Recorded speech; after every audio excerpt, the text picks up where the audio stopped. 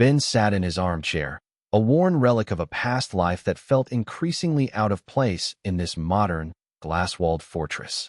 Around him, the house hummed with the sterile efficiency of high-end appliances and the rhythmic, aggressive tapping of laptop keys. To his son, Leo, and his daughter-in-law, Sarah, this was the sound of progress, the soundtrack of their corporate ascent. To Ben, it was the sound of a family fading into a collection of strangers who just happened to share the same Wi-Fi password. Leo and Sarah were good people by the world's standards. They provided a life of abundance, private tutors, organic meals, and a designer bedroom for their 10-year-old son, Max.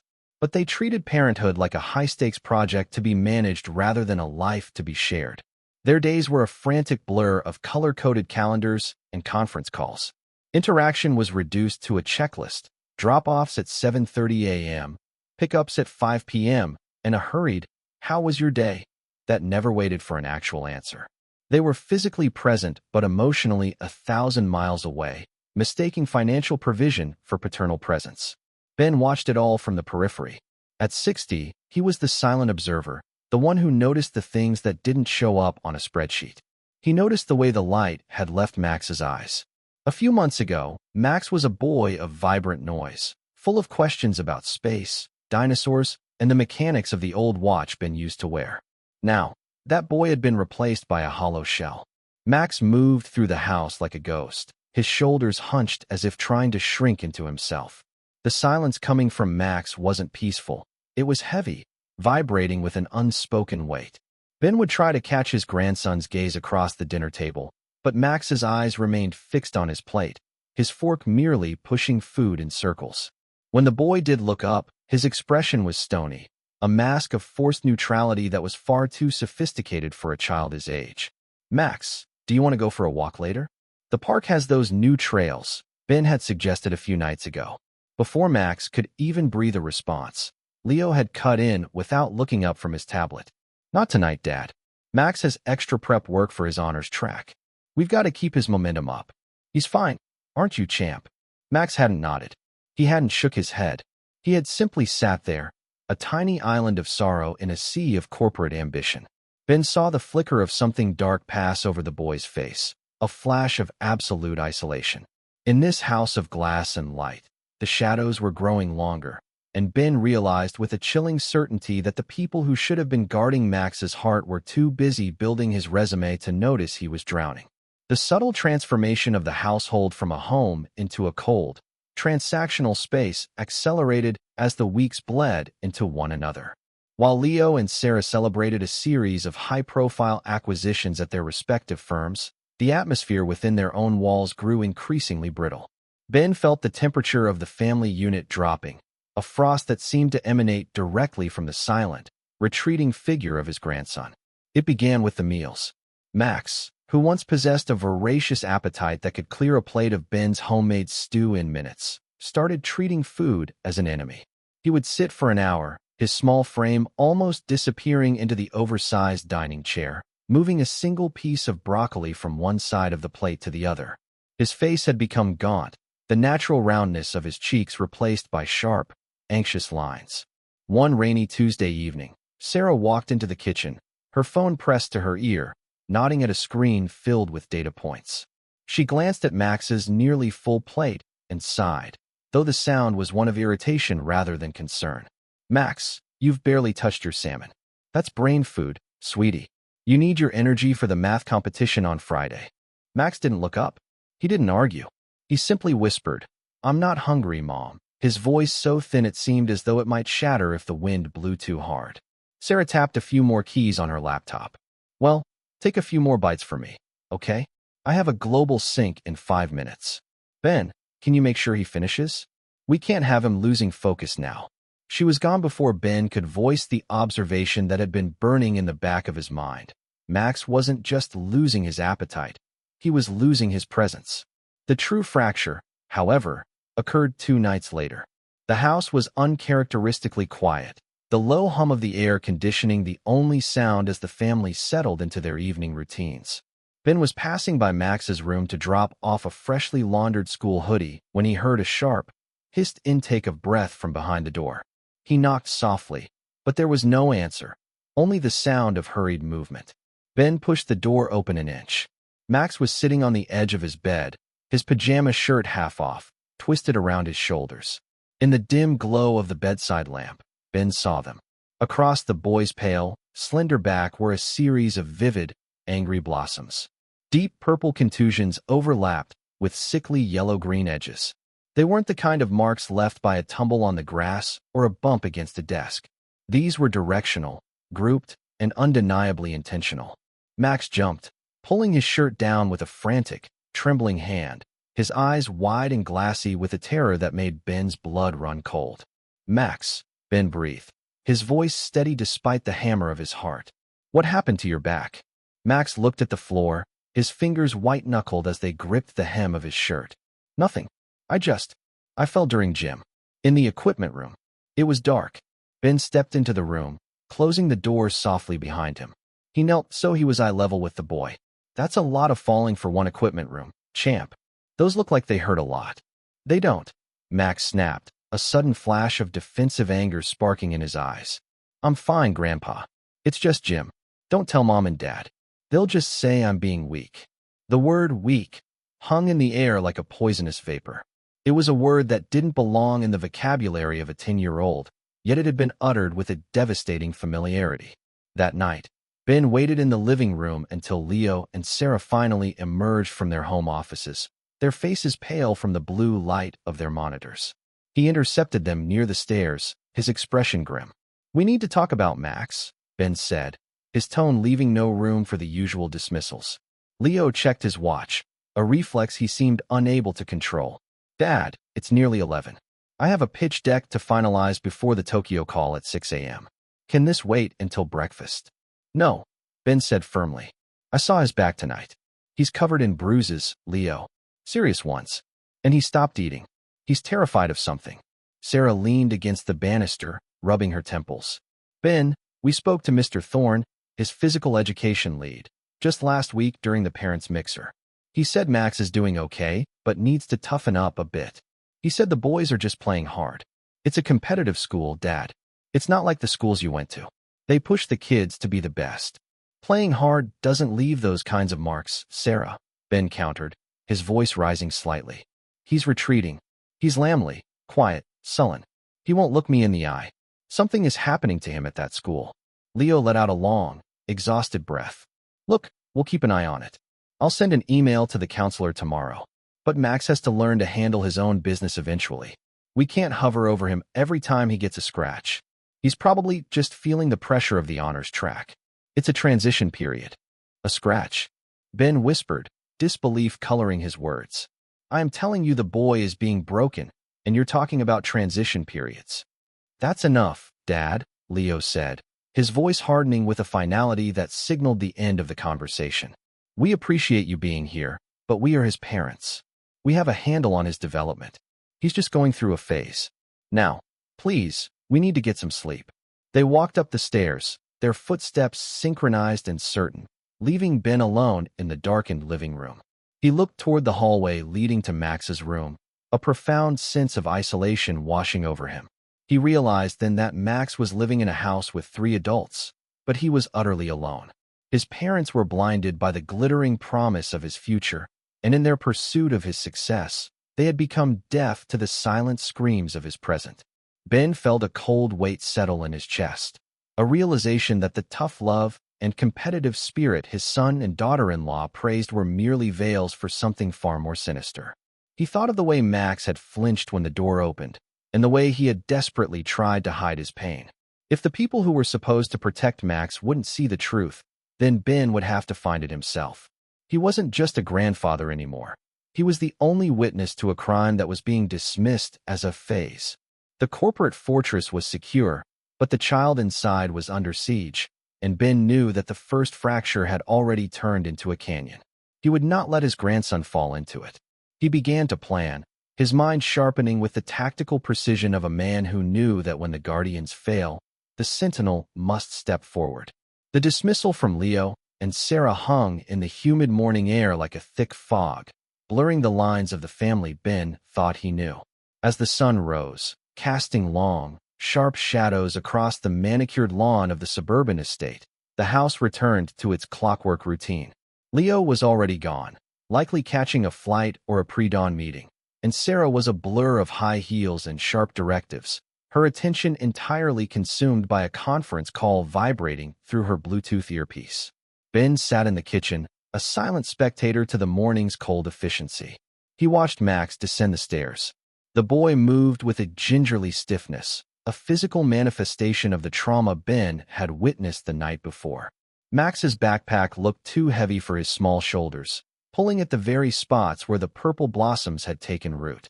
"Have a good day, sweetie," Sarah said, blowing a kiss toward Max without disconnecting her call.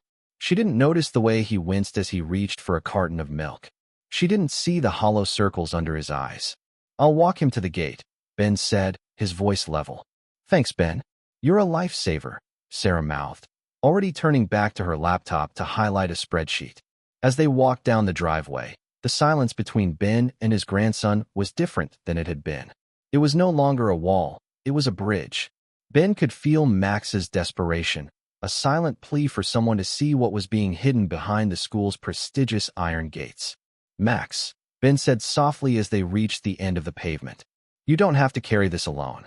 Max stopped, his eyes fixed on his scuffed sneakers. "Grandpa, please. Just let it be. Mr. Thorne says that telling makes it worse. He says only the weak run to their parents." "Mr. Thorne is a gym teacher, Max. He isn't the law," Ben replied, his heart tightening at the psychological grip the man clearly held over the boy. "He's the one in charge," Max whispered. "Everyone loves him. Mom and Dad think he's great. If I say something, and they don't believe me, I still have to go back there." Ben watched the yellow school bus pull up to the curb. Max climbed the steps without looking back, a small soldier marching into a battle he wasn't equipped to win. Ben stood there until the bus disappeared around the corner, the exhaust fumes lingering like a bad omen.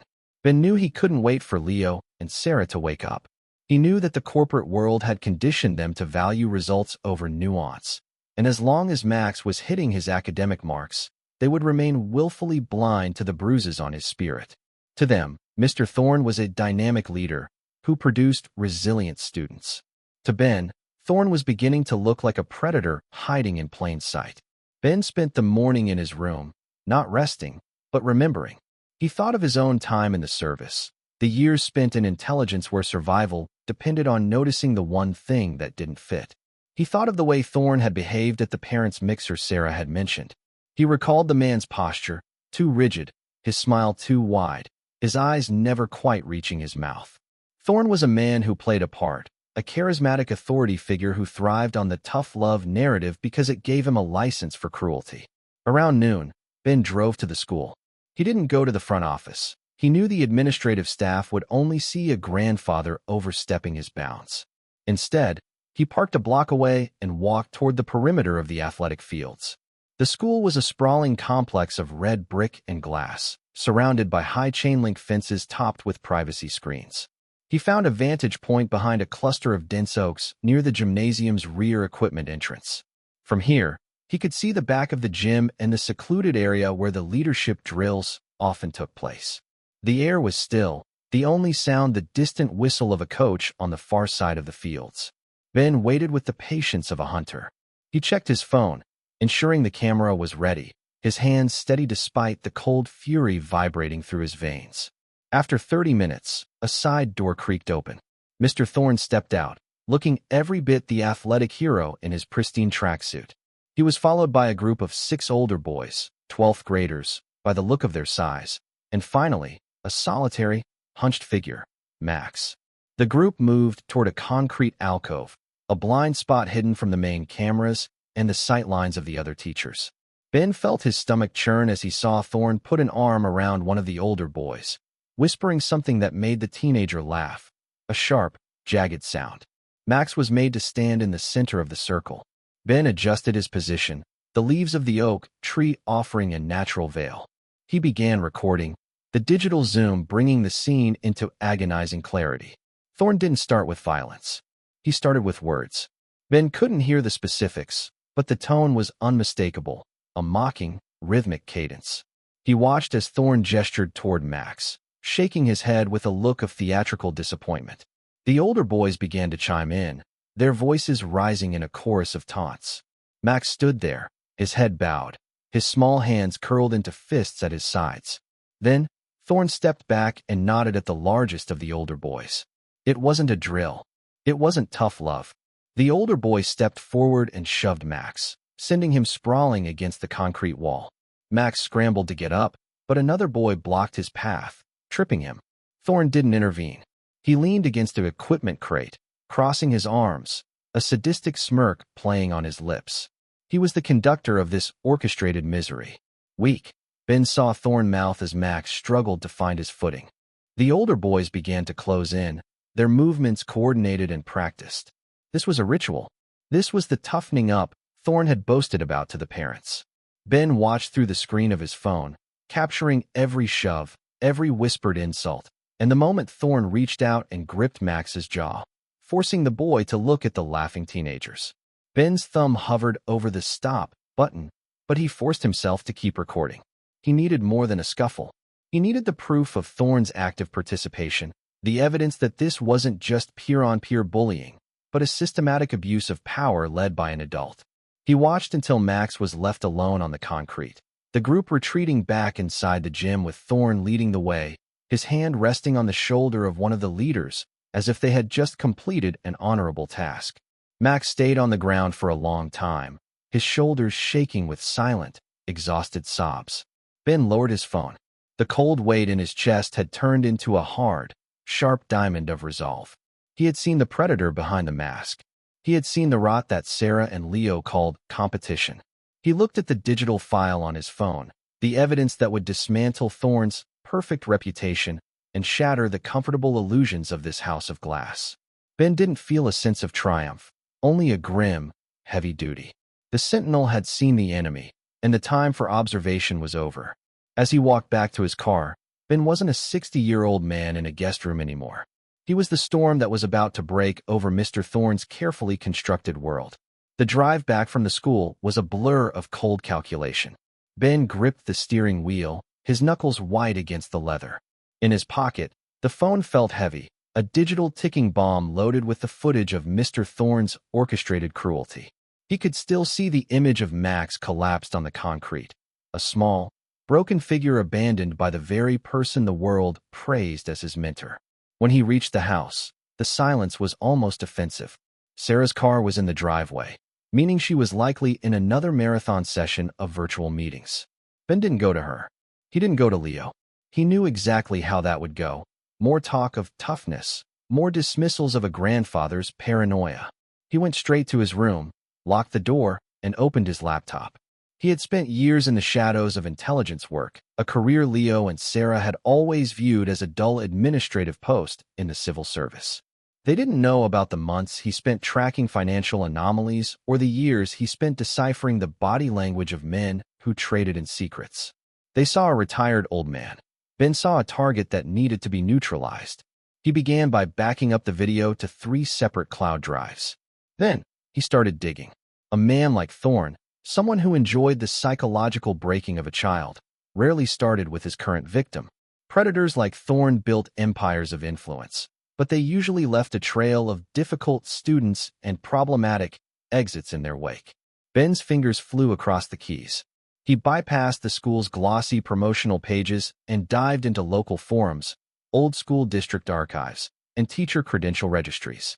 It took 4 hours of meticulous searching, filtering through the noise of corporate speak and legal disclaimers.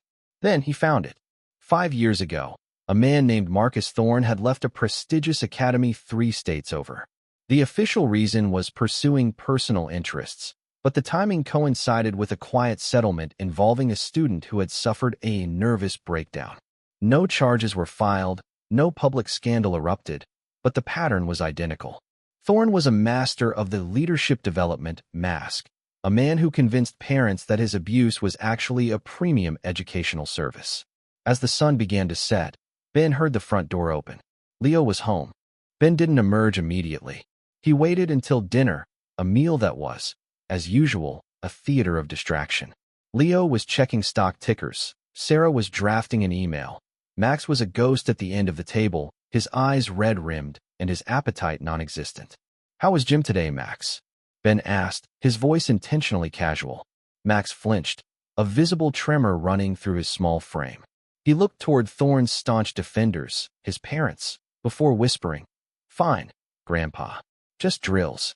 "Mr. Thorne is really pushing the boys for the regional athletic showcase," Leo added, not looking up. "I saw his LinkedIn post today about building warrior mindsets. That's the kind of edge Max needs." Ben looked at his son, seeing a man so consumed by the edge that he couldn't see the blade cutting into his own child. "A warrior mindset usually requires an honorable commander, Leo, not a sadist." The table went still. Sarah lowered her phone, her expression sharp with the irritation of a busy person being interrupted. "Ben, we've been over this. Mr. Thorne is a professional. He's highly recommended. Why are you so determined to undermine him?" "Because I watched him today," Ben said, his voice dropping into a register that made Leo finally look up. "I went to the school. I stood behind the gymnasium. I watched your professional lead a group of teenagers in the systematic humiliation and assault of your son." Leo's face reddened. "You did what? You went to the school to spy?" "Dad, that is completely out of line. You're interfering with our parenting and Max's education." "I captured it on video, Leo," Ben countered, his voice like iron. "I captured Thorne standing by while 12th graders threw Max against a wall. I captured him mocking Max for being weak. Do you want to see what your warrior mindset looks like when it's being beaten into a 10-year-old? "I don't need to see your misinterpreted videos, Dad," Leo snapped, slamming his hand on the table. "You're obsessed with this. You're projecting your old-school mentality onto a modern environment. Thorne is a leader. Max is he's sensitive. He needs to learn to adapt." Sarah stood up, her eyes cold. "Ben, I think it's best if you take a walk. We are Max's parents. We decided this school was the right fit, and we decided Mr. Thorne was the right influence. Your presence here was supposed to be a help, not a source of constant conflict." Ben looked at the two of them, realization hitting him like a physical weight. They weren't just busy, they were invested in the lie. If Thorne was a monster, then their judgment was flawed. If Max was being abused, then their neglect was responsible. To protect their own egos and their vision of a perfect, high-achieving life, they had to believe Thorne was a hero. "I won't show you the video," Ben said quietly, standing up. "Not because I can't, but because I realize now that you would find a way to justify what you see. You would call the bruises lessons and the tears weakness." He turned to Max, who was staring at his grandfather with a look of pure, agonizing hope. "Go to your room, champ. Get some sleep." As Max scurried away, Leo pointed a finger at Ben. "This ends now, Dad. No more spying. No more talking about Thorne. If you can't respect our boundaries, then we'll have to discuss other living arrangements." Ben didn't respond to the threat. He walked back to his room, his mind already moving past his son's defiance. He had hoped for an ally in Leo, but he had found only an obstacle. The corporate fortress was more reinforced than he had thought, defended by the very people who should have been tearing it down. He sat on his bed, the blue light of his phone illuminating the dark room. He scrolled through his contacts again. This time, he didn't stop at the names of old colleagues. He looked for a name he hadn't called in 15 years, a man who had been a precinct captain when Ben was still in the field. The parents had failed. The school had failed. The tough love narrative was a shield for a predator. Ben realized that the only way to save Max was to burn Thorne's world to the ground, even if the embers scorched his own family in the process. He wasn't just a grandfather anymore. He was a witness, and tomorrow, he would become the prosecutor. He typed out a single message, asterisk, "I have high-resolution footage of child abuse at the academy. I need a formal meeting at the station at 0800. No school board, no administrative middlemen. Just the law." Asterisk. He hit send. The Sentinel had made his choice. The shadows were no longer a place of observation. They were a launching pad. Thorne had mistaken Max for a victim and Ben for an old man. It was a tactical error that would cost him everything. The morning air was sharp, carrying a bite that reminded Ben of long nights spent in cold surveillance vans. He didn't wait for the usual morning chaos of the household to begin. By the time Sarah's alarm buzzed and Leo started his pre-dawn ritual of checking global markets, Ben was already miles away, sitting in a dimly lit corner of a local diner across from the police station.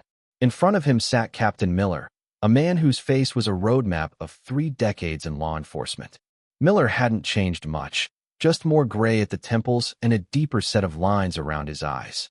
He watched Ben with the wary respect one gives to a former operative who only surfaces when the world is tilted off its axis. Ben slid his phone across the table. There was no preamble, no emotional appeal. He simply pressed play. As the footage unfolded, Miller's jaw tightened. He watched the high-definition capture of Mr. Thorne leaning against the equipment crate, the sadistic curve of his smile visible even in the shadows. He saw the 12th graders surround Max, the rhythmic brutality of the shoves, and the chilling moment Thorne gripped the 10-year-old's jaw to force him to endure the laughter of his tormentors. When the video ended, Miller exhaled a long, jagged breath. "You said this was the academy? The place with the 3-year waiting list?" "The very one," Ben replied, his voice a low, steady hum. "They call it warrior mindset training. My son and his wife call it building an edge. I call it a criminal enterprise led by a predator who has done this before." Ben then opened a folder on his laptop, showing the research he had compiled, the quiet settlements, the nervous breakdowns at previous schools, and the consistent pattern of Marcus Thorne moving from one prestigious institution to another just before the whispers became shouts. Miller leaned back, his chair creaking. "This isn't just a school board matter, Ben. If I walk into that academy with this, I'm bringing the state attorney and child protective services. It's going to be a firestorm. Your family, they're going to be right in the center of it." "I know," Ben said, his eyes unfaltering. "But my grandson is already burning. I'd rather the house go up in flames than let him be consumed by that man." Miller nodded once, a silent pact. "Give me 2 hours to coordinate the team. Stay away from the school until I call you. I don't want Thorne getting a whiff of this before we have the perimeter secured." Ben returned home, but he didn't go inside. He sat in his car at the end of the driveway, watching the house. He saw Leo pull out in his sleek electric sedan, heading toward another day of disrupting industries.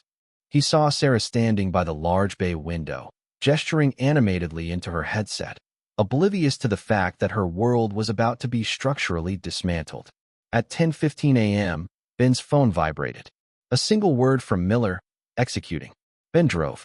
This time, he didn't park a block away. He pulled straight into the academy's visitor lot, his movements possessed by a singular, focused energy. As he walked toward the main administrative building, he saw the unmarked black SUVs and the local patrol cars filtering through the secondary gates. Inside the front office, the receptionist was a picture of practiced poise until she saw the uniform-clad officers stepping into the lobby. Ben ignored the confusion, walking past the security desk with the authority of a man who belonged there. He knew exactly where Thorne would be: the gymnasium, presiding over the mid-morning leadership seminar. He reached the heavy double doors of the gym just as Captain Miller and 2 other officers arrived from the opposite corridor. Ben pushed the doors open. The gym was a cavern of polished wood and bright fluorescent lights. In the center, Thorne stood with his whistle around his neck, lecturing a group of younger students. Max was among them, standing at the back, his head bowed, trying to be invisible. "Mr. Thorne," Miller's voice boomed, echoing off the high rafters. Thorne turned, his charismatic mentor, mask sliding into place instantly. "Captain, is there a problem? We're in the middle of a session." "Marcus Thorne," Miller said, stepping forward as his team fanned out to block the exits. "I have a warrant for your arrest on multiple counts of child endangerment, conspiracy to commit assault, and failure to report abuse. Hands behind your back." Now, the mask didn't just slip, it disintegrated. Thorne's face went from confusion to a panicked, feral calculation. He looked toward the children, then toward the officers, and finally, his eyes landed on Ben. "This is a mistake," Thorne spat, his voice losing its polished resonance. "I am a decorated educator. These are drills. I have the full support of the board and the parents." "You had their support," Ben said, stepping into Thorne's line of sight, his voice like the click of a hammer on a cold chamber. "But you didn't have mine. I saw you yesterday, Marcus. I saw the equipment room. I saw what you did to my grandson." Thorne opened his mouth to shout, to lie, to manipulate one last time, but Miller was faster. The metallic clink-clink of handcuffs felt like the final punctuation mark of Thorne's career. The children stood in stunned silence, their small worlds tilted. Ben didn't look at Thorne as they let him out. He looked at Max. The boy was frozen, his eyes wide as he watched the unbreakable Mr. Thorne being shuffled toward the door like a common thief. For a moment, Max looked like he might collapse, the sudden absence of the terror he had lived under for weeks creating a vacuum he didn't know how to fill. Ben walked across the court. He didn't run. He moved with the steady, grounded presence of a fortress coming to the rescue. When he reached Max, he didn't say a word about toughness or resilience. He didn't ask the boy to be a warrior. He simply knelt on the hardwood floor and opened his arms. Max hesitated for a heartbeat, his breath hitching, and then he broke. He threw himself into Ben's chest, his small fingers gripping Ben's jacket with a desperate, white-knuckled strength. The sobs that came were primal, an outpouring of every secret pain and every bruise Thorne had inflicted. Ben held him, shielding him from the cameras, from the gawking students, and from the debris of a broken reputation. He felt Max's heart hammering against his own, a frantic bird finally finding a cage that was actually a sanctuary. "It's over, champ," Ben whispered into the boy's hair. "I've got you. The sentinel is here." As the sirens faded in the distance, Ben looked toward the entrance. He saw Leo and Sarah rushing through the doors, their faces masks of horror and sudden, agonizing realization. They looked at Thorne in handcuffs, then at the police, and finally at Ben, kneeling on the floor, holding their son. In that moment, the corporate logic died. The spreadsheets, the honors tracks, and the edge meant nothing. All that was left was a father and mother who had finally realized they had been building a palace while their child was being buried alive in the basement. Ben ignored them. For now, there was only Max. The truth had been dragged into the light, and while the fire was still burning, the boy was safe. The sentinel had stepped out of the shadows, and the silent guardian was silent no more. The aftermath of the arrest left the academy in a state of clinical shock. While the administrative staff scrambled to draft damage control statements and lawyers descended upon the campus like vultures, Ben sat in a quiet consultation room deep within the local police station. He didn't move, and he didn't let go of Max. The boy had finally stopped the violent sobbing that had racked his frame in the gymnasium, settling into a heavy, exhausted stillness against his grandfather's side. Across the table sat a detective from the Child Advocacy Unit and a trauma counselor. They were patient, waiting for Max to find the words that had been choked out of him by months of intimidation. "Max," the detective said softly, leaning forward. "Your grandfather showed us a video from yesterday. It helped us understand why Mr. Thorne was taken away. But we need you to tell us, in your own words, what he told you about those lessons." Max's fingers tightened on Ben's sleeve. He looked up at Ben, his eyes searching for permission, for a confirmation that the world wouldn't end if he spoke the truth. Ben gave a slow, encouraging nod, his hand resting firmly on the boy's shoulder. He said, Max began, his voice barely a whisper. He said it was the furnace. He said if we didn't burn away the soft parts, we'd never be leaders. He told the older boys that I was weak clay, and they had to be the hammers. Max's voice trembled as the details spilled out. The hidden alcoves, the equipment room sessions, the psychological games where Thorne would isolate Max from his peers, telling the other students that Max was a liability to their collective success. It wasn't just physical pain. It was a systematic attempt to erase a child's sense of self-worth under the guise of elite preparation. The detective's jaw remained tight as she took notes.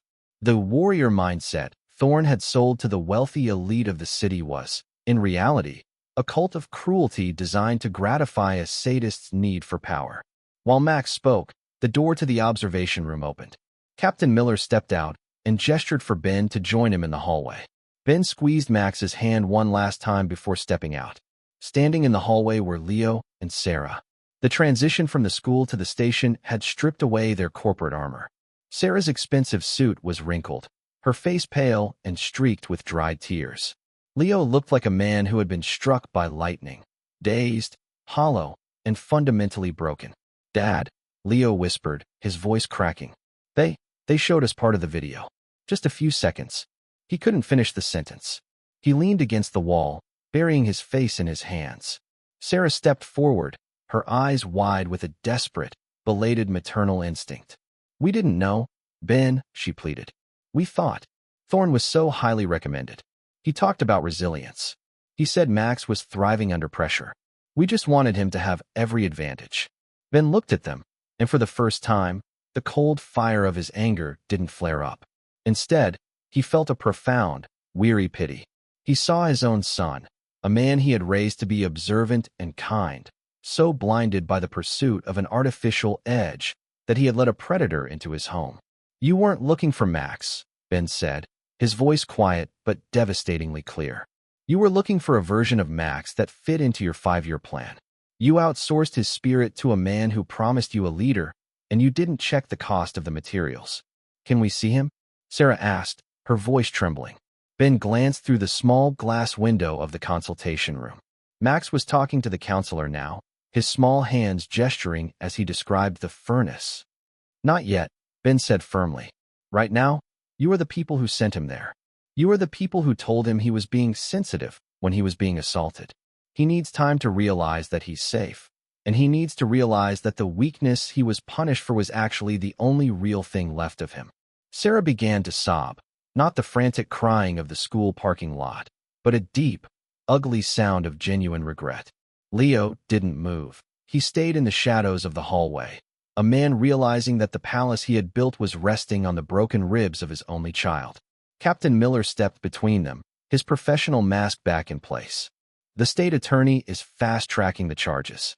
Between Ben's footage and the statements we're getting from other students who are finally coming forward, Thorne isn't getting bail. This is going to be a long process, but he's done. Ben didn't care about Thorne anymore. The predator had been neutralized. The focus now was the recovery of the boy in the other room. Hours later, the sun had set, and the police station had settled into its nocturnal rhythm. Ben walked Max out to the car. Max ignored his parents, who were standing by their sedan a few yards away. He stayed glued to Ben's side, his eyes fixed on the pavement. Leo, Sarah, Ben called out as they reached the cars. Max is coming with me tonight. We're going to my sister's cabin by the lake. No laptops. No honors track prep. No Tokyo calls. Leo looked up, his expression one of complete submission. Okay, Dad. Whatever he needs.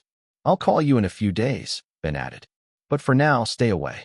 You need to figure out how to be parents again, and Max needs to remember how to be a 10-year-old. As Ben pulled out of the parking lot, he looked in the rearview mirror. He saw Leo and Sarah standing alone in the orange glow of the streetlights. Two powerful, successful people who had never looked more small or lost. In the passenger seat, Max leaned his head against the window, watching the city lights blur into streaks of neon. Grandpa, Max whispered. Yeah, champ. Are the hammers gone? Ben gripped the steering wheel, his heart swelling with a protective resolve that felt stronger than anything he had experienced in his years of service. The hammers are gone, Max, Ben promised. From now on, no one is ever going to try to break you again. I'm the sentinel now, and I don't sleep.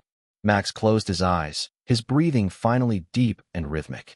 As the car hit the open highway, leaving the glass fortress of the suburbs behind, Ben realized that while he had found justice for Max, the real work, the rebuilding of a child's world, was only just beginning.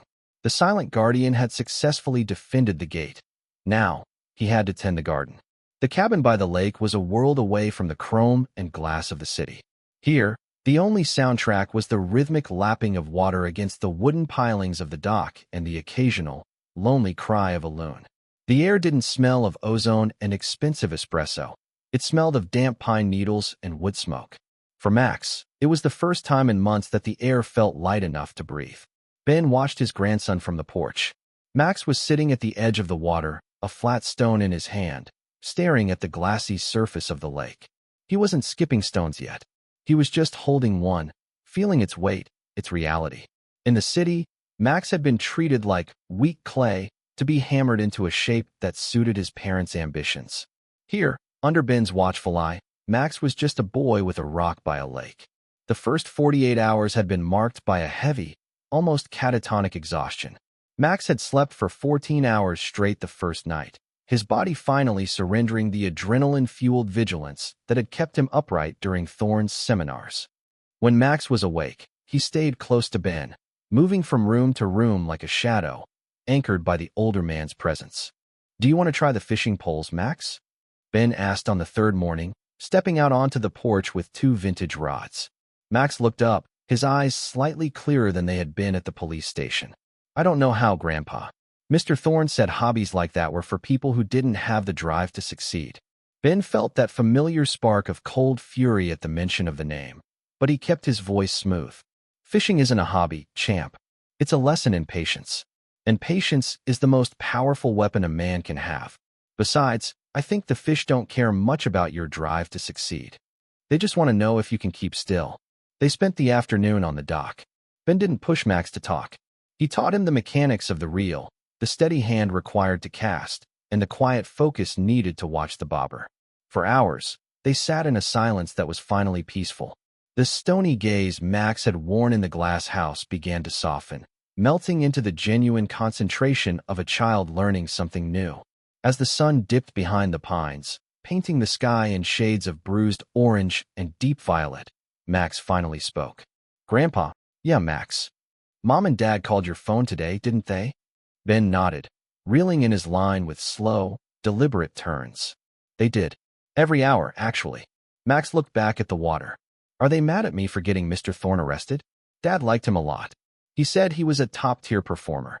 Ben set his rod down and turned fully to face his grandson. He reached out and placed a hand on Max's shoulder. The boy didn't flinch. That was progress. Your father was wrong, Max. He was so busy looking at the top-tier label that he forgot to look at the man. They aren't mad at you. They're scared, and they're ashamed. They realize they left the gate open and let a wolf in. That's on them, not you. Max was quiet for a moment. I don't want to go back to that school. I don't want to be a warrior anymore. I just want to go to the park and look at the old watches again. You're going to a new school, Max. A place where they value your heart as much as your grades, Ben promised. And we have plenty of watches to fix. I kept a box of them in my room back home. Old mechanical ones. They have a lot of tiny parts that have to work together perfectly, or the whole thing stops. Kind of like a family. Max gave a small, tentative smile, the first Ben had seen in a long time. It was a fragile thing, but it was real. That evening, Ben allowed Leo and Sarah to drive up to the cabin. He met them at the end of the dirt road, away from the house. They looked aged, as if the last few days had cost them a decade of their lives. The corporate polish had not returned. Sarah was wearing an old sweatshirt, and Leo's hands were shaking as he gripped the steering wheel of their quiet electric car. Is he talking? Sarah asked, her voice hushed. He's fishing, Ben said. He's a child again. He's learning that the world isn't a furnace and he isn't weak for having feelings. Leo stepped out of the car, looking toward the cabin light flickering through the trees. Dad, we resigned from our senior partner tracks today. Both of us. We realized that if we keep living that way, we're going to lose him forever. Ben studied his son. He saw the genuine grief in Leo's eyes, the realization of a man who had almost traded his soul for a title. Max needs parents, Leo, not managers. He needs you to see him, even when he's quiet. Especially when he's quiet. We know, Sarah whispered. Can we see him? We won't stay long. We just want to tell him. We just want to say we're sorry. Ben stepped aside, gesturing toward the cabin. Go ahead, but leave the corporate strategies at the door. He's Max. He's 10. He just needs to know he's safe. Ben stayed by the road for a while, looking up at the stars. He thought about Arthur Bennett, the man who had been thrown into a storm only to become a savior. Ben hadn't been thrown out into a snowstorm, but he had been living in a different kind of cold, the cold of being forgotten in his own home. By stepping out of the shadows to save Max, he had saved himself, too. He was no longer a ghost in a guest room. He was the foundation. When he finally walked back to the cabin, he saw through the window a scene that no spreadsheet could ever quantify. Max was sitting on the rug by the fireplace, an old pocket watch spread out in pieces before him. Leo and Sarah were sitting on the floor beside him, not checking their phones, not looking at their watches. They were just watching their son, their faces filled with a humble, aching love. Max looked up and saw Ben entering the room. He didn't say anything, but he held up a tiny brass gear with a look of pure triumph. Ben sat in his sister's old rocking chair and closed his eyes. The gate was secure. The predator was gone. The garden was being tended. The sentinel could finally rest, knowing that in this house, the silence was finally, truly peaceful. Max wasn't weak clay, and he wasn't a warrior. He was a boy who was loved, and that was the only edge he would ever need.